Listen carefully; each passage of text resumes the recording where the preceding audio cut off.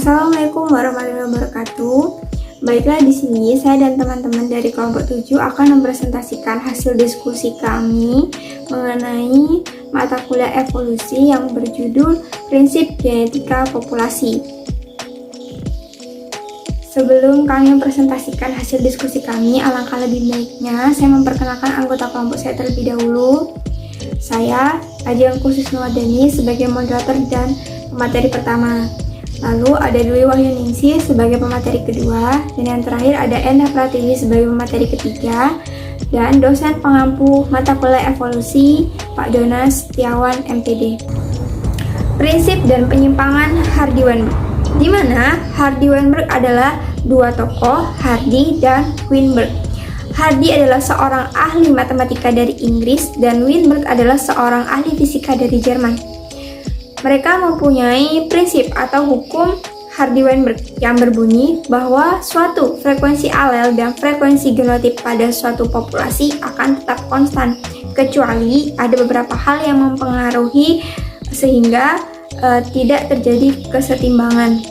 Nah, Hardy-Weinberg ini mempunyai syarat-syarat berlaku, ada 5: pose muka mirip, PO adalah populasi besar, SE seleksi, tidak ada seleksi, Mu tidak ada mutasi, KA kawin acak, dan terakhir adalah mirip, tidak ada migrasi, di mana mempunyai dua persamaan rumus, P plus Q sama dengan 1, P kuadrat plus 2PQ plus Q kuadrat sama dengan 1, di mana Q kuadrat adalah genotip dominan homozigot, 2PQ adalah genotip heterozigot, dan Q kuadrat adalah genotip resesif.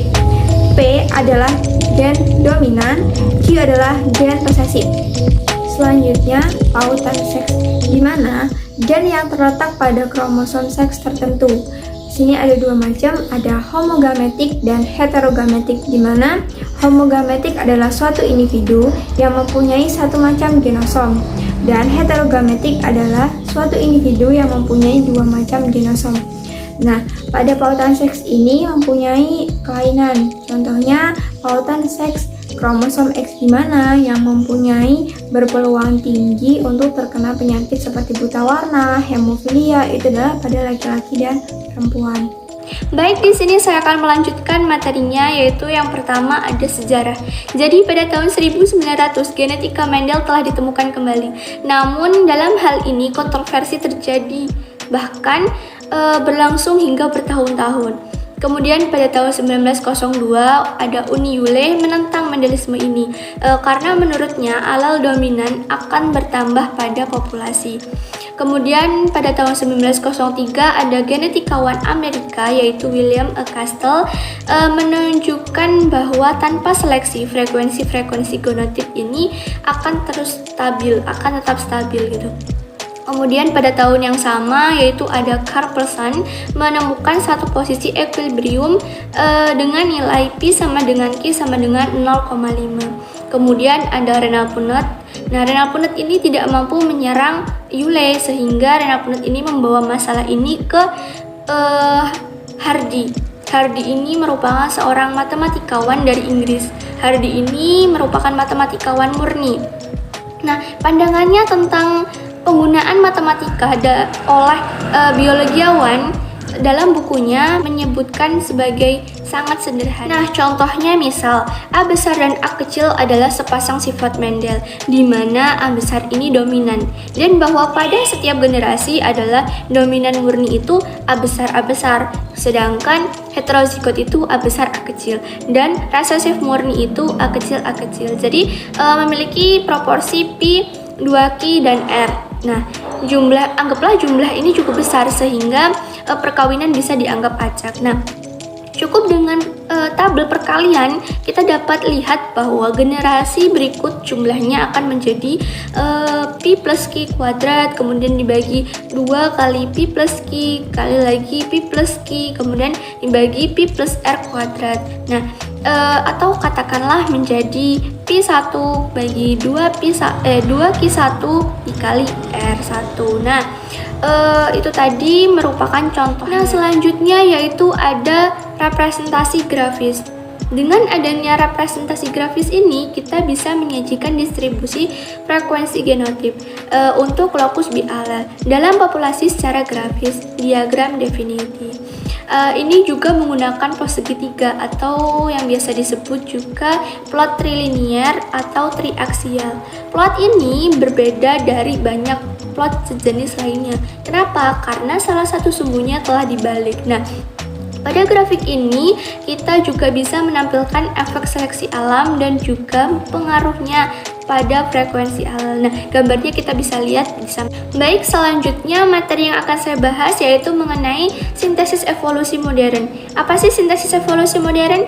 Jadi, sintesis evolusi modern ini merupakan gabungan gagasan dari beberapa bidang yang secara luas menerima teori evolusi. Nah, sintesis modern ini juga biasa disebut dengan sintesis baru, sintesis modern, sintesis evolusi, sintesis milenium, dan terakhir sintesis New Darwinisme. Nah, sintesis ini dihasilkan antara 1936 dan 1947 yang merefleksikan kosinus tentang bagaimana evolusi ini berlangsung dan berkembang. Kemudian sintesis modern ini juga memecahkan kesulitan dan kebingungan yang disebabkan adanya spesialisasi dan kebuntuan komunikasi antara ilmuwan atau biologiawan pada awal-awal abad ke-20. Nah, sintesis ini juga menyertakan bukti dari para biologiawan dan para ahli dalam genetika yang mempelajari populasi di lapangan ataupun di laboratorium. Studi ini sangat krusial. Kenapa? Karena dalam teori evolusi sintesis juga menggabungkan gagasan-gagasan dari beberapa ilmu gitu, yaitu dari ekologi, morfologi, dan juga paleontologi.